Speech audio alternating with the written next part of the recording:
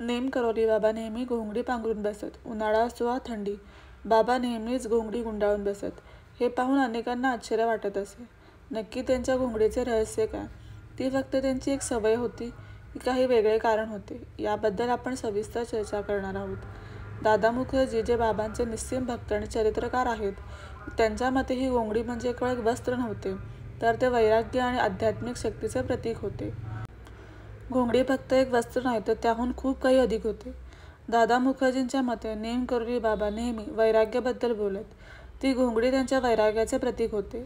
संसारातील गोष्टींचा मोह आपल्याला होऊ नये याची प्रचिती त्या घोंगडीतून जणू काही येत असे. एके दिवशी एका भक्ताने बाबांची जी घोंगडी पांघरलेली होती ती ठीक करण्याचा प्रयत्न केला. तेव्हा ते म्हणाले, ते सोडून दे, तसंच राहू दे. कुणीही कोणत्याही गोष्टीने बांधले जाऊ नये. मुखर्जी सांगतात की बाबा नेहमी घोंगडी पांघरून असल्याचे आणखी एक कारण म्हणजे ते भक्तांचे रक्षण करायचे. भक्तांच्या आजारांचा आणि कर्माचा भार बाबा स्वतःवर घेत असत. दादा सांगतात, ती घोंगडी त्या सर्व वेदना आणि दुःखांना लपवत असे ज्या त्यांनी इतरांकडून घेतल्या होत्या. ती केवळ त्यांच्या शरीराचा झाकत नव्हती, तर त्यात अनेक आध्यात्मिक शक्ती दडल्या होत्या, ज्यांच्या मदतीने ते आपल्या भक्तांचे दुःख दूर करत.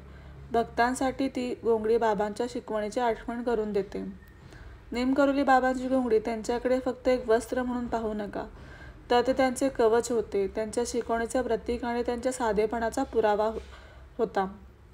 म्हणून तर ते जे भक्त कैची धाममधील मंदिरात जातात ते त्यांच्या मूर्तीला घोंगडी अर्पण करतात. घोंगडी संदर्भातील कथा आणि मान्यता. नेम करवली बाबांच्या घोंगडीबद्दल अनेक कथा आणि मान्यता आहेत. काही लोक म्हणतात की ती घोंगडी बाबांना उन्हाळ्यात थंडावा आणि हिवाळ्यात उष्णता देत असे. काही लोकांचा असाही विश्वास आहे की ती घोंगडी बाबांची शक्ती होती आणि ते भक्तांना आजारांपासून तसेच वाईट शक्तींपासून वाचवत असे. नेम करवली बाबांच्या घोंगडीचा रंगसुद्धा महत्त्वाचा मानला जातो. त्यांची घोंगडी पांढऱ्या किंवा हलक्या रंगाची असे. पांढरा रंग शांतता आणि पवित्रतेचे प्रतीक होते. काही लोकांचा असाही विश्वास आहे की घोंगडीचा रंग बाबांची आध्यात्मिक स्थिती दर्शवत असे. बाबांचे अनेक भक्त स्वतःच्या घरी बाबांच्या घोंगडीची प्रतिकृती ठेवतात. त्यामुळे जीवनात शांतता राहते आणि सगळेजण सुरक्षित राहतात. ही त्यामागील धारणा आहे.